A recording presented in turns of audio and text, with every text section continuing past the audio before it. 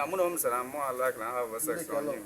This yakayo na dinner. I have a sex on you. About some banana. You don't have married woman. No, say I was some boy. You don't have a woman out. Papa from Mono Waka papwe. about from me. Eba ya n'ime room we. Yeah. N'ekwu ya ka na anu fi ekwu. Nkite. Ndewonu ụmụnne m ndị Igbo ndị ọma njem ọnụ ekelekwa m unu ebe m si ewetara unu ozi a bụ n'ụlọ ozi ndị sim.si ha asịrị FM aka ma bụkwa nwanne gị nwoke 042 Solex onye akụkọ ụwa.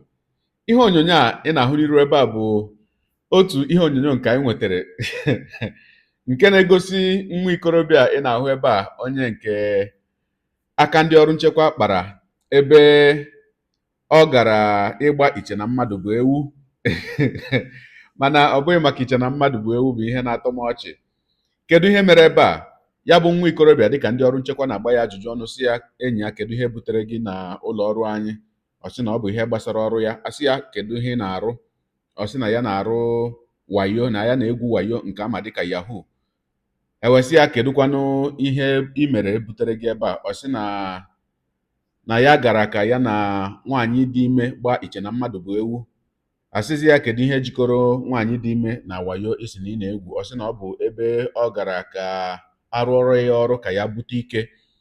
O wee sị na ha gwara ya ihe ya ga-eme, si ya na ya ga-achọ nwaanyị dị ime ya na ya ga-edina, na ya na nwaanyị dị ime dinacha, na ọ ga-aga gbuo nkịta, na o gbuchezie nkịta o buru ike. Ọ wụghị obere ihe. Ya bụ nwa amadi ewee malite chọwa nwaanyị dị ime wee ruo mgbe o nwetara otu nwaanyị, amaghị m awa ole ma ọkwa mkpụrụ ụbọchị ole o dorela ya bụ nwaanyị, wee banye n'ụlọ nke nwaanyị, banye n'ime ụlọ nke nwaanyị, n'ime rum ya, si nke nwaanyị na ọ chọrọ ka ha dina. Nke nwaanyị akwapụ ya, si ya kedu isi ọ dịkwa gị mma ịmahụ na ya alụ di? Ọ sị nke nwaanyị na onwe ihe nke ahụ mere.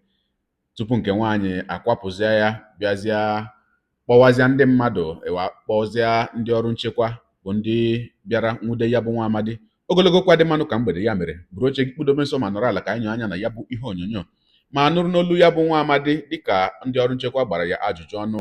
Ya mere a sịla na Solex sị kama lere onyonyo ya.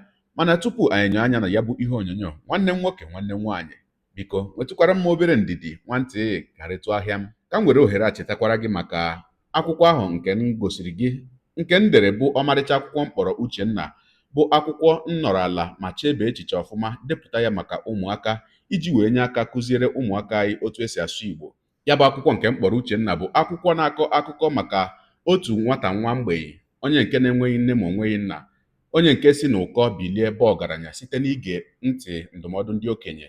Ya bụ akwụkwọ edekwara m ya n'asụsụ abụọ, bụ na peji ọbụla ịsapetere na ya ị ga-ahụ ebe ndere ya n'asụsụ Igbo ma hụkwa ebe ndere ya n'asụsụ Bekee, nke ga-abụ na nwa gị gụwa ebe edere ya n'asụsụ Igbo ma ọ ghọtachaghị ya, o lee anya n'ala ya ọ ga-ahụkwa ebe edere ya n'asụsụ Bekee, ọ ma lee ya anya ma ghọta ihe asụsụ Igbo ahụ na-akọwa. Ya mere nwanne m nwoke nwanne m nwaanyị, olekwana ihe ị na-eche ịzụrụ ụmụ gị ya bụ ọmarịcha akwụkwọ? Gaa na ngalaba okwu ihe onyonyo a, ị ga-ahụ ebe m tinyere Amazon link nke ị ga-eji azụ ya bụ akwụkwọ. Ịkụ ha n'aka na ya bụ link Amazon, obube gị na Amazon ebe ị ga-azụrụ ụmụ gị ya bụ akwụkwọ. Ọ dị mma ka anyị tinye anya n'ihe onyonyo nke anyị ji maka ya wee bịa taa.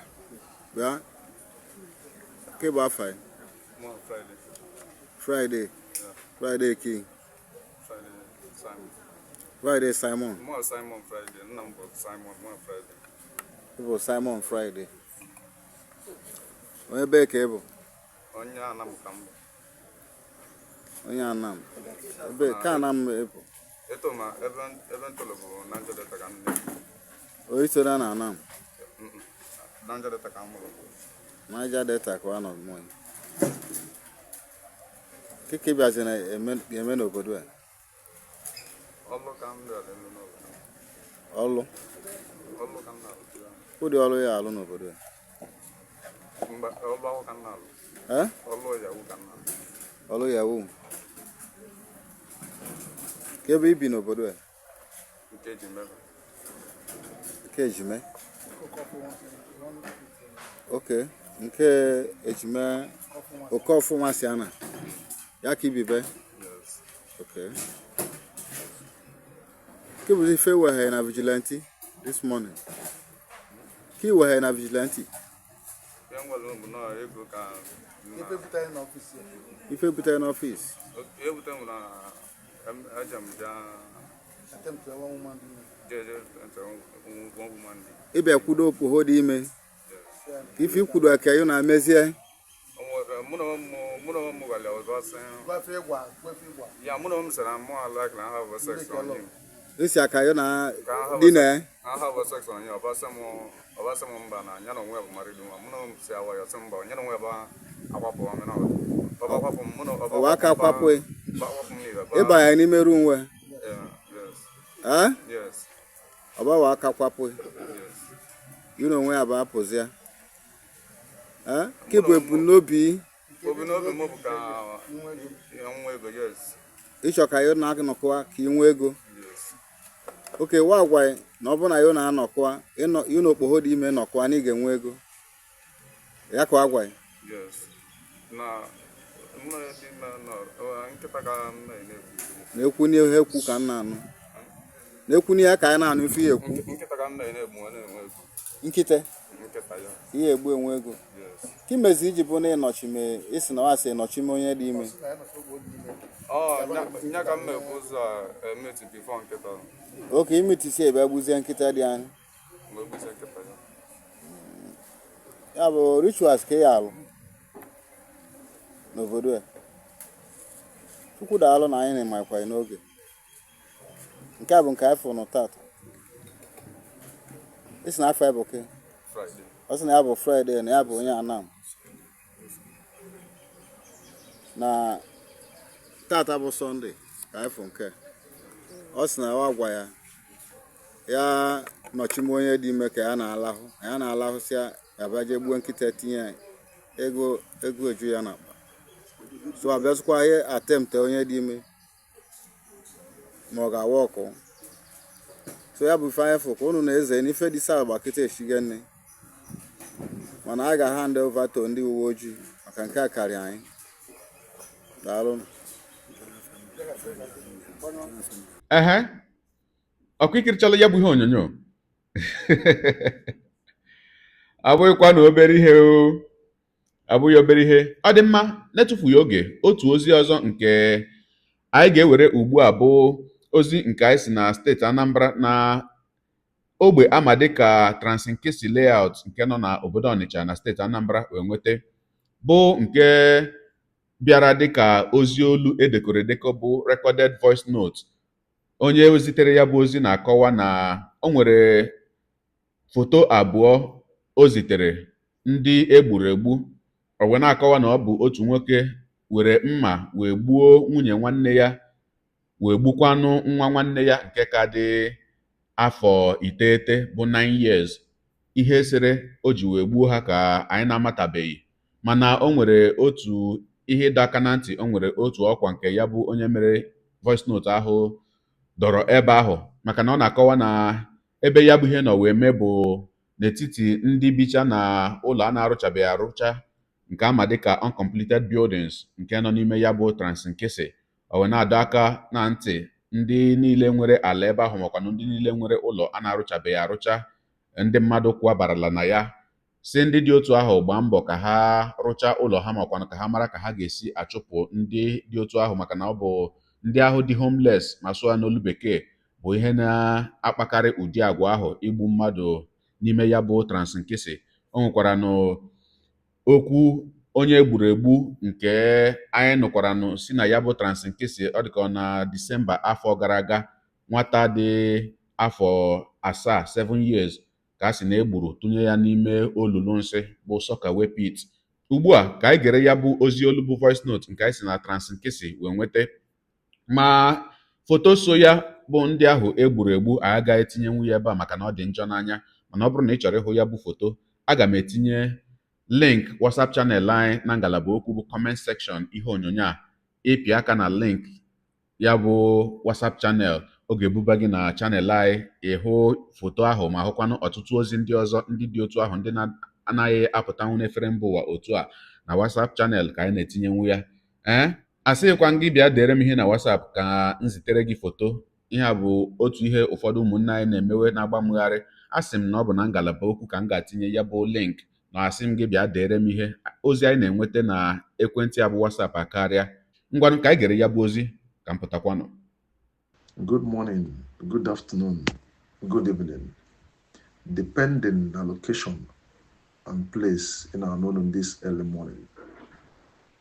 Biko anya ị ga-afụ foto anyị gbara ebe a this morning. Ife a bụ ife mere n'ime Transinkisi ebe a yesterday night. Yesterday night ka ife a mere n'ime Transinkisi. Nwoke ji mma gbuo nwunye nwanne nwoke na nwa nwanne nwoke dị 9 years. Gbafere ọsọ yesterday night. Ndị niile abụ ndị bi na Abacha ya na uncompleted building enwere n'ime Transinkisi ebe a. So biko anyị na-ayọ all the landlords bi n'ime Transinkisi ka anyị bido kịta nyere onwe anyị aka banye ịmụ ife anyị ga-eme Bacha dị n'ime Transinkisi ebe a. Ọkwụ egbukata ụdị nda ebido bụwezie ndị landlord. Biko ya na-ayọ all the landlords ka enyere anyị aka. Bacha asị enwe n'ime Transinkisi ebe a dị too much. And ebe a maka ụdị ndị na-eme ife a bigasị. So ya na-ayọ na ayọ. Ọnụ nwere nke ịlụ na ana gị ka ebido kịta ati ibe anya na ya. Onwe onye lụrụ ụlọ bụ uncompleted narrowsible. Biko ka ije gbachie geeti gị. Onwe ndị bi ebe a ka chụpụfa adịka ama Ọnịcha gwara Obosi. Anyị bido tata anyị bidokwa ọnụ n'oge ụmụnne m. Na ịnụ ka mmadụ si wolu mma wee sụọ ndị akwụ be ha ka ọ na-ebe egwu. O mere n'abalị ụnyaahụ. So ka anyị na onwe anyị aka daalụnụ bụsta ga-amara anyị mma. Ọkụ igechala ya bụ ozi olu manụ ka nwanne anyị nwoke ahụ siri wee kwuo ya. Ọ dị mma gị onye ụwa onye na-egere akụkọ ụwa m ịmara n'etu anyị si eme ya. Dere ebumnuche gị otu so ahụ ya bụ ihe nke ikiri ugbu a na ya bụ ozi olu nke igere ugbu a na ngalaba okwu ka anyị mara uche gị n'ihi na uche onye adịghị ya njọ. Daalụkwa gị na-eso eburu anyị sonye. Ekelekwa gị wana asị gị jide ka iji. Onye asị ya jide ka o ji ịmara na nke o ji kacha mma. Ekpere m bụ na Chineke nna ga na-anọnyere gị ọpụpụ gị na mbata gị na-etinyere gị aka n'ezi ihe niile nke ị na-eme. Gị ọta bụkwanụ mbụ ị na-ahụ ihe onyonyo anyị asị gị nnọọ. Onye gị na ya ka nọkwa bụ 042 Solex. Onye akụkọ ụwa n'iru akwụkwọ efere mba ụwa. Ya mere ọ bụrụ na ka m mere dị gị mma n'obi nwanne biko ọ bụ na Facebook na Instagram ka na-ahụ onyonyo pịara m follow. Ọ bụ na YouTube ka ị na-ekiri ya bụ ihe onyonyo pịara m subscribe ya na mgbịrịgba anya n'akụkụ ka ime ike na-enweta ihe onyonyo ndị ọzọ nga na-ewetara gị n'ọdịnihu. Igbo ndị ọma njem ọnụ, Igbo ndị nwe m, ekelekwa m unu. Onye asị na ọ ga na-adịrị unu niile mma o. Ise ngwanụ tụsawara m ihe onyonyo a na-atụsara m ya bụ ihe onyonyo na-apịrị maka na share button ya mara gị mma onye nke m. Udo dịrị unu. Are you looking for an interesting children's storybook? Uchenna is the perfect read. Dive into a world of mystery, adventure, and unforgettable characters. This book is so nice that you won't want to put it down. Uchenna, as written by Chibo Gomeje, offers a unique blend of what readers are calling unpardonable and brilliantly crafted. It is now selling on Amazon. Buy for your kids and watch them ask for more from the author.